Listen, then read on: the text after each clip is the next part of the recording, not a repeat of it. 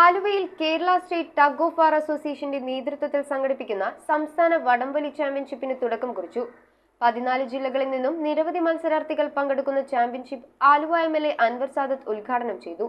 2 ദിവസങ്ങളിലായി നടക്കുന്ന championship July 21-നാണ് സമാപിക്കുന്നത്. Kerala state tug of war അസോസിയേഷന്റെ നേതൃത്വത്തിൽ 14 ജില്ലകളിൽ നിന്നുമായി ആൺകുട്ടികളുടെയും പെൺകുട്ടികളുടെയും സംസ്ഥാന വടംവലി ചാമ്പ്യൻഷിപ്പിനാണ് എറണാകുളം ജില്ലയിലെ ആലുവയിൽ തുടക്കം കുറിച്ചിരിക്കുന്നത്. 11 കാറ്റഗറികളിലായി 1000-ലധികം മത്സരാർത്ഥികളാണ് ചാമ്പ്യൻഷിപ്പിൽ പങ്കെടുക്കുന്നത്.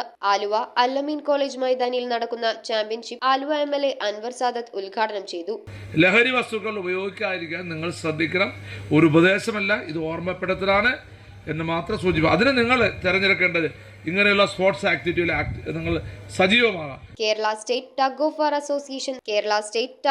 അസോസിയേഷൻ സംസ്ഥാന ജനറൽ സെക്രട്ടറി ഷാൻ മുഹമ്മദിന്റെ അധ്യക്ഷതയിൽ Al-Ameen college manager doctor Junaid Rahman മുഖ്യാതിഥിയായി. Principal doctor Sini Kurian, tug of war association സംസ്ഥാന treasurer Johnson Joseph, joint secretary Sino P Babu, സംഘാടക സമിതി സെക്രട്ടറി മുഹമ്മദ് റഷീദ് എന്നിവർ സംസാരിച്ചു. 2 ദിവസങ്ങളിലായി നടക്കുന്ന സംസ്ഥാന വടംവലി ചാമ്പ്യൻഷിപ്പ് ഞായറാഴ്ചയാണ് സമാപിക്കുന്നത്. സമാപന സമ്മേളനത്തിൽ സംസ്ഥാന പ്രസിഡന്റ് ജോസഫ് വാഴക്കൻ സമ്മാനങ്ങൾ വിതരണം ചെയ്യും. News bureau, Aluva.